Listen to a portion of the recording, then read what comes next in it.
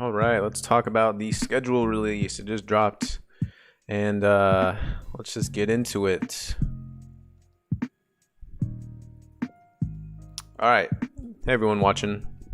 I'm Adam. Thanks for watching the video. Subscribe to the channel, comment, and like the video, all that fun stuff. And let's talk about NBA, the schedule really being released today. Before we get started, let me make sure this is all set up right. Does it work?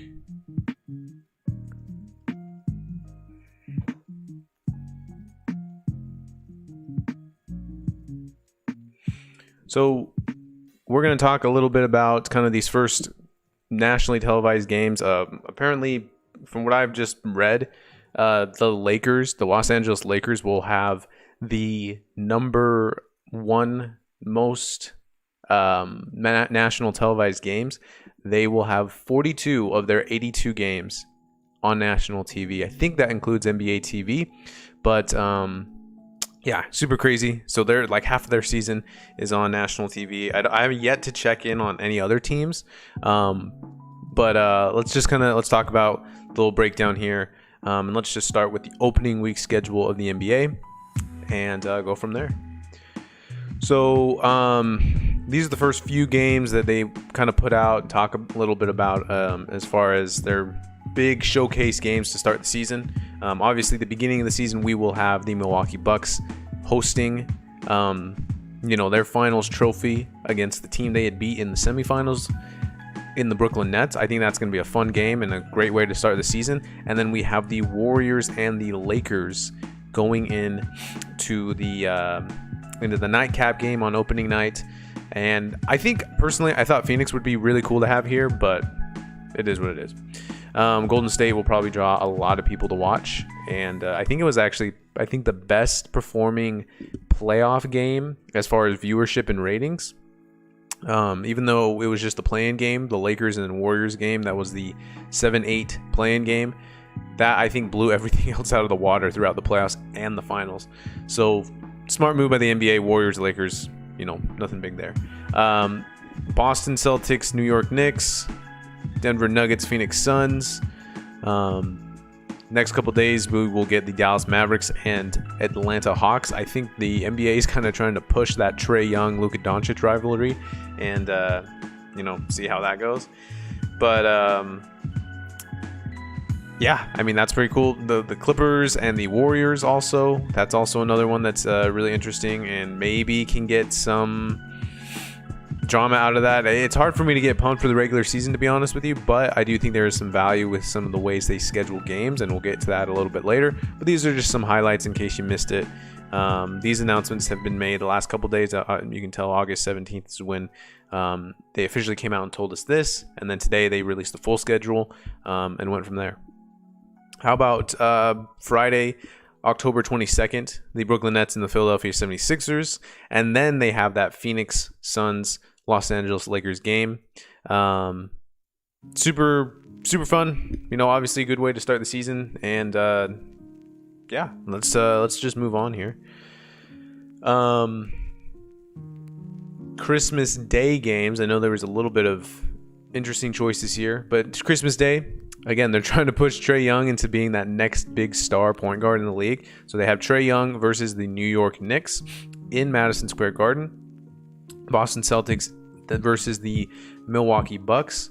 The Golden State Warriors and the Phoenix Suns. I think a lot of people were interested to see why the NBA put the Warriors in the Christmas Day slot, because they haven't made the playoffs for the last 2 years, and I don't know, but they do attract fans from all over the world, so it makes sense. I mean, Steph Curry will kind of give the ratings a huge boost, and a lot of people will watch that game. Then the kind of game of the day of Christmas Day is the Brooklyn Nets and the Los Angeles Lakers, and then the Dallas Mavericks play at Utah. I know a lot of people wanted Denver to be in there. I don't really care too much who's in that slot, but Dallas will go to Utah, to Salt Lake City, and play the Utah Jazz on Christmas Day. Nothing really here other than just kind of wanted to mention this. And then apparently the NBA is also doing this, which I didn't know anything about. They are doing this. It says throughout the 2021-22 regular season, the NBA will feature NBA 75 classic matchups to celebrate the teams, players, coaches, and moments that have defined the NBA, who would define the 75 years of NBA basketball. So 75 classic matchups, and this is who they are. No surprise the Knicks are up here. But the Toronto Raptors, the New York Knicks, and they got these, I guess, through December, I guess. I don't know what that's about. But the Denver Nuggets, the Golden State Warriors, and the New York Knicks again. The Warriors and the Celtics, the Knicks and the Celtics, and the Atlanta Hawks and the Los Angeles Lakers. I don't know what's too special about these games, but it was kind of big enough in a narrative that they want to maybe push a little out there for fans to watch and talk about how cool the regular season is. I guess I don't really know too much, but this is something the NBA is doing and pushing for their 75th year as an association of basketball, I guess. Okay, so this next portion, I do want to talk really quick about end of season schedules. And this is the biggest thing that I kind of look at whenever the schedule releases. I usually want to see a little bit of like what makes teams' schedule. Is it easy at the end of the season or is it harder? The example that I like to give is that the Utah Jazz this last season had really easy games throughout their last 5 games of the regular season, and that really helped them be able to get to that number 1 seed in the West. Now, obviously, they go and lose in the second round, but it makes the seeding situation a little bit more interesting because, okay, well, Phoenix had to play some teams, Utah had to play some teams, and it made it so because Utah had to play like Oklahoma City and Sacramento, who were already out of the playoffs and weren't even playing like their big stars. It made it so Utah was able to get up to that 1 seed. Again, what if Phoenix is the number 1 seed, right? I don't know. What if Kawhi doesn't get injured? That's my question.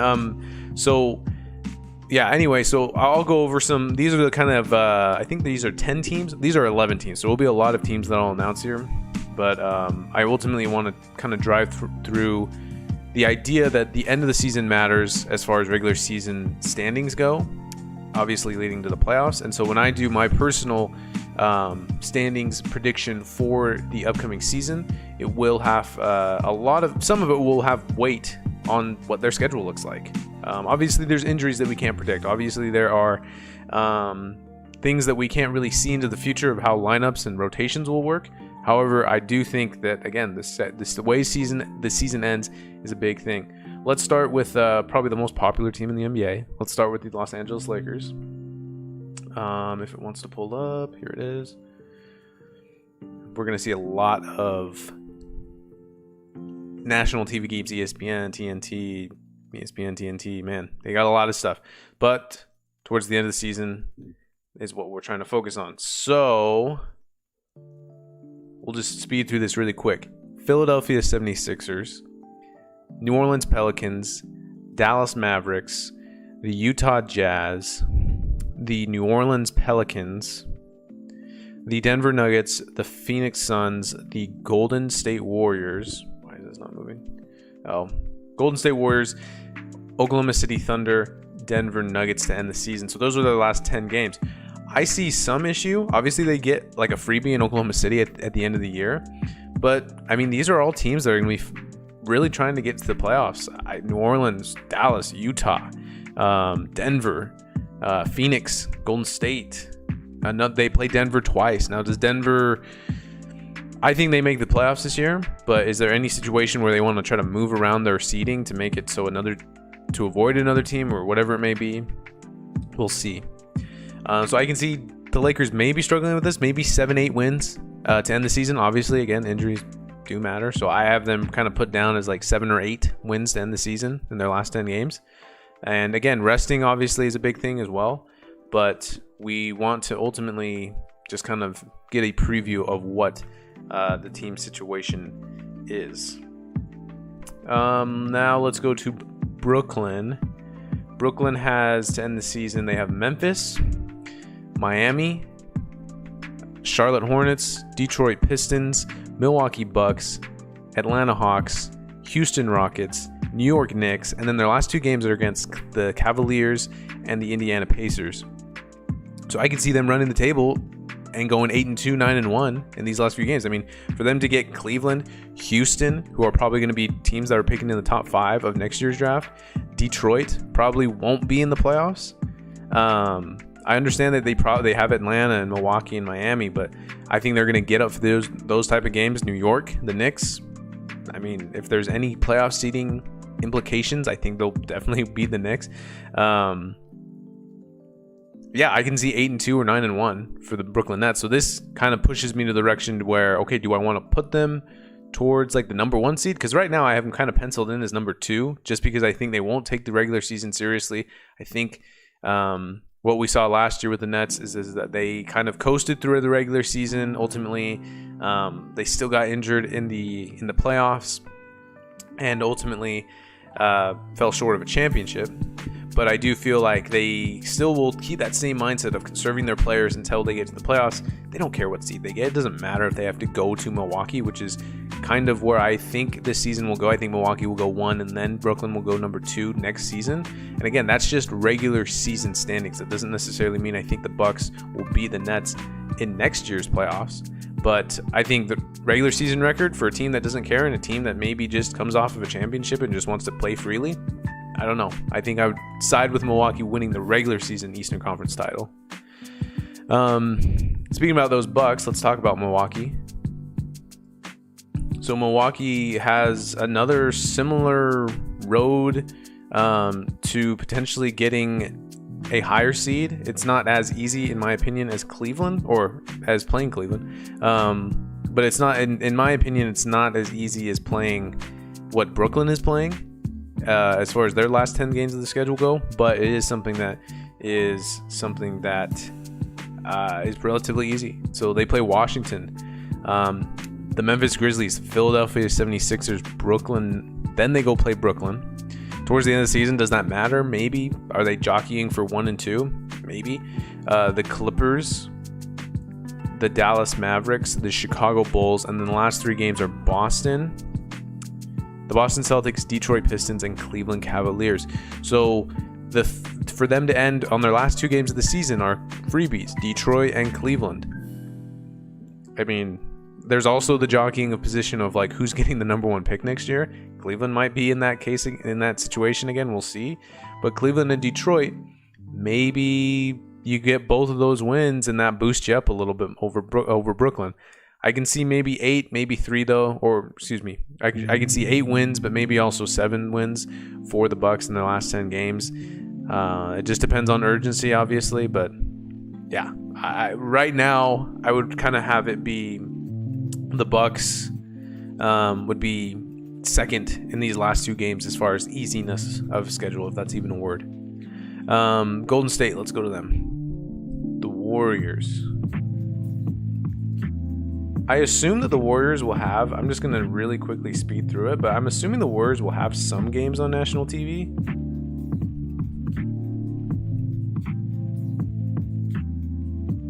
Just eyeballing this, it's more than 25. Oh, wow. Yeah, look at this streak of games they have. They'll be on ABC, then they'll be on TNT, then they'll be on TNT again, and then they'll be on ABC again. And then a couple days later, they're on ESPN. Wow. So anyway, let's talk about the Golden State Warriors. Okay, Miami Heat, the Atlanta Hawks, the Washington Wizards, the Memphis Grizzlies, the Phoenix Suns, the Utah Jazz, Sacramento Kings, Los Angeles Lakers, San Antonio Spurs, and the New Orleans Pelicans are the last couple games of the season. So Sacramento and San Antonio to end the season is obviously helpful. Memphis maybe, but they still got to go play Phoenix. They still got to go play Utah. They got the Lakers as well. They could maybe get away with 8 wins, but I think it's more realistic that they'll be hovering around 6 or 7 in the last 10 games. I just think Phoenix, Utah, the Lakers,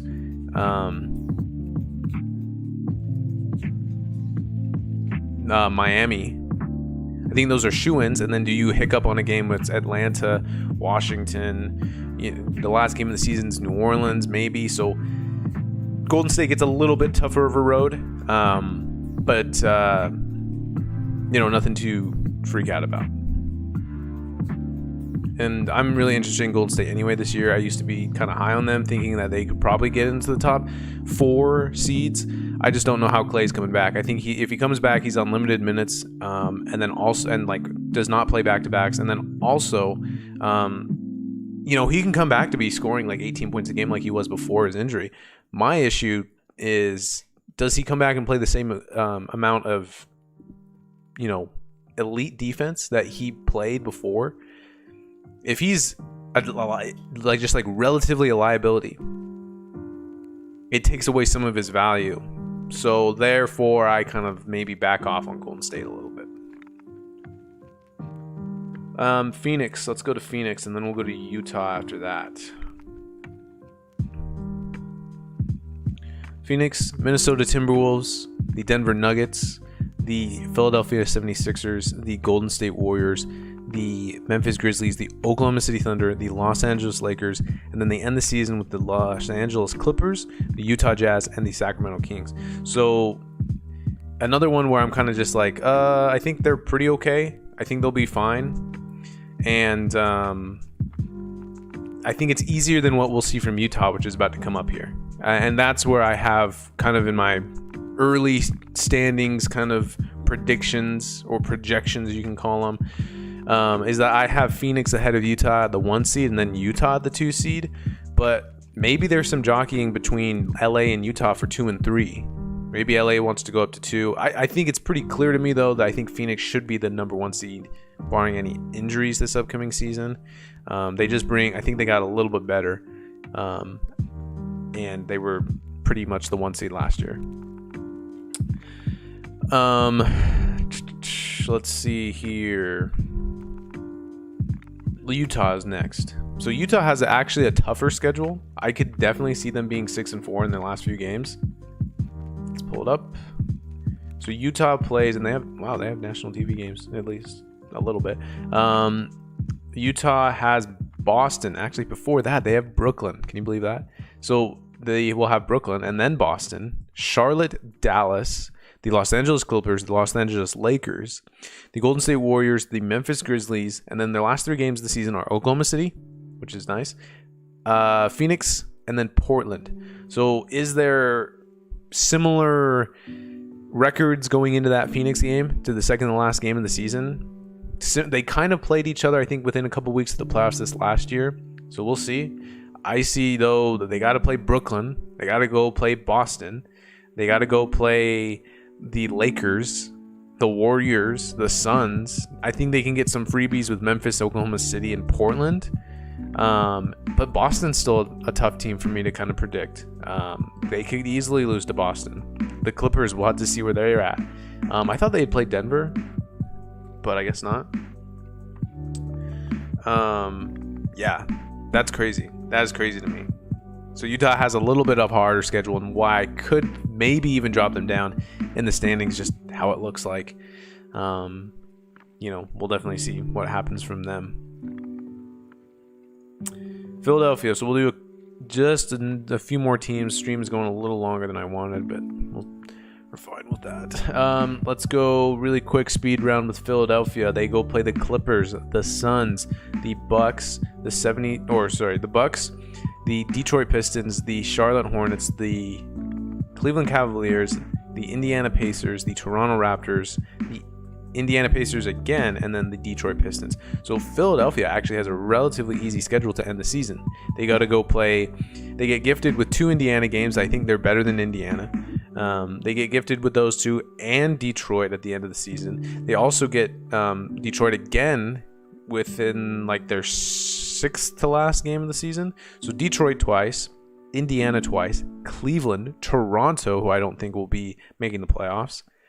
And those are their last few games. Charlotte, throw Charlotte in there as well.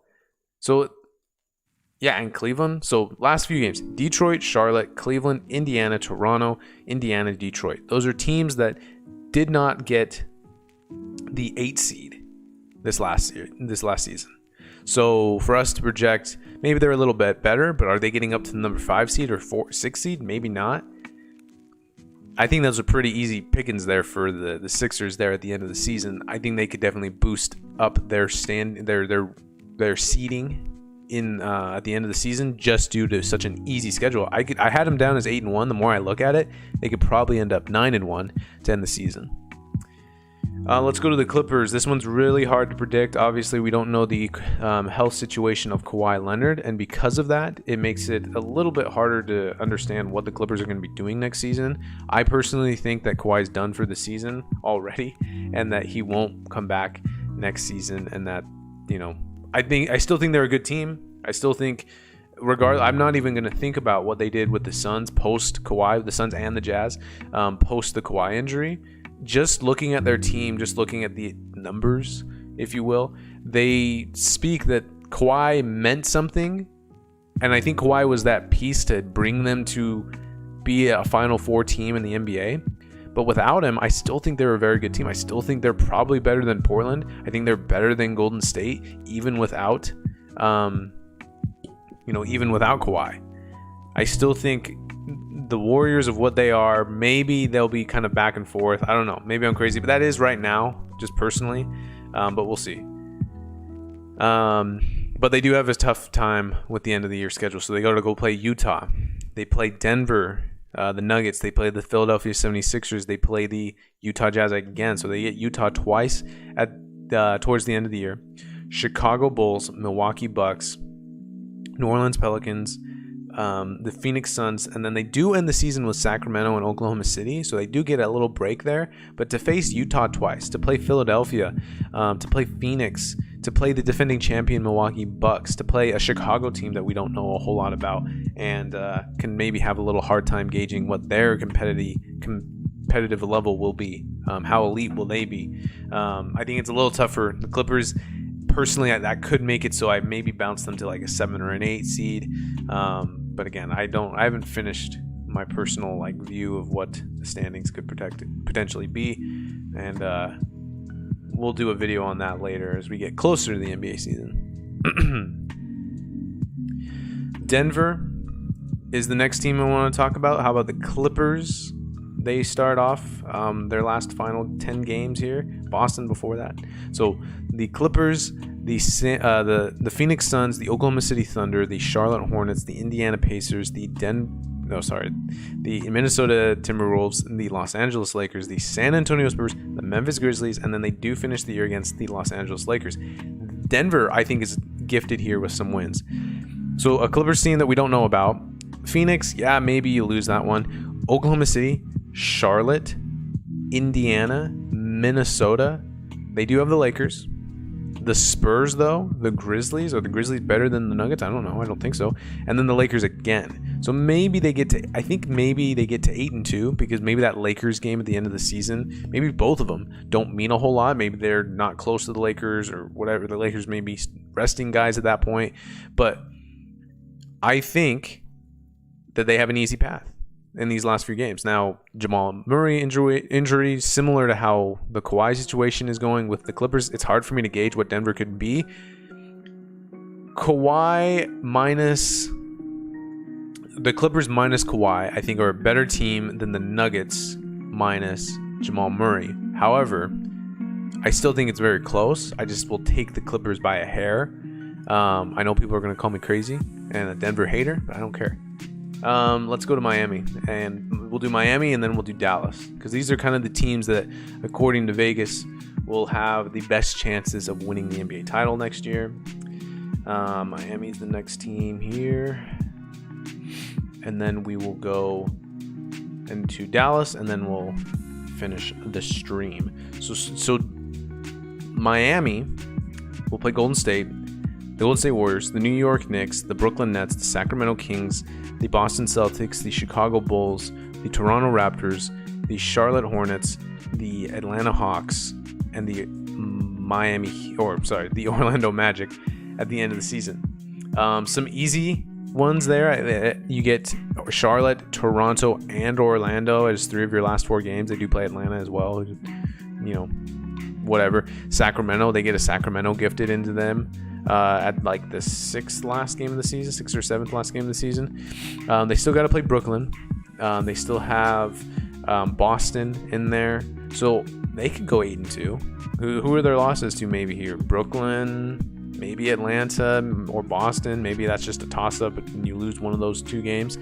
Golden State maybe. So 8-2, 7-3. Miami gets a little bit of a favorable schedule towards the end of the year. And then Dallas, who I think is another actual winner of the schedule. Denver was one. Denver was one. Phoenix relatively. And then yeah, let's go to Dallas, and that will end. We'll end on that note.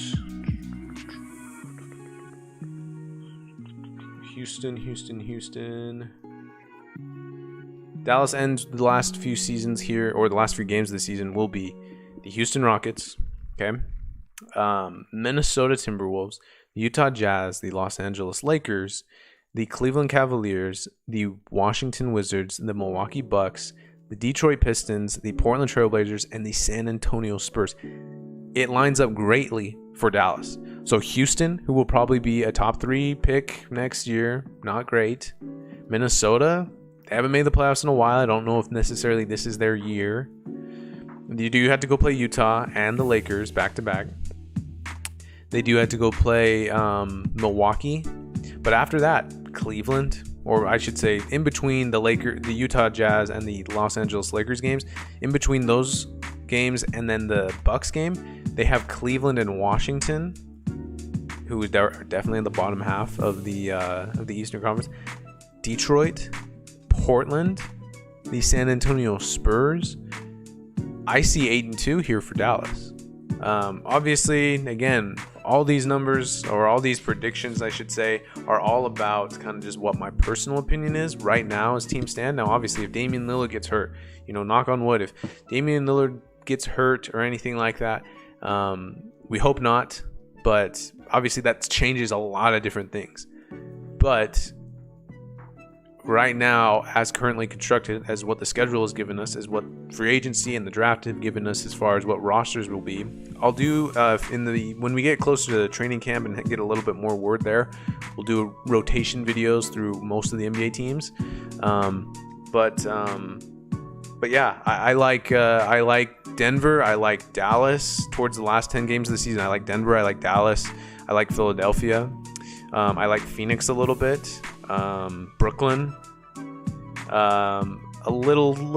maybe the little of the Lakers, but I think the losers of the last 10 games here are going to be Utah, are going to be the Clippers, and I think are going to be the Warriors as well. So Clippers, Warriors, Jazz versus Suns, Nuggets, and Dallas. How does that impact how the standings go at the end of the season? We'll see. But that will do it for the video today. Thanks for watching. More NBA content on the way. I'm kind of working on an NBA offseason video for all 30 teams. And yeah, so we'll go from there. And thanks for watching. If any other NBA news comes up, you can definitely catch it here on my channel. And other than that, we'll see you in the next video. Have a good day.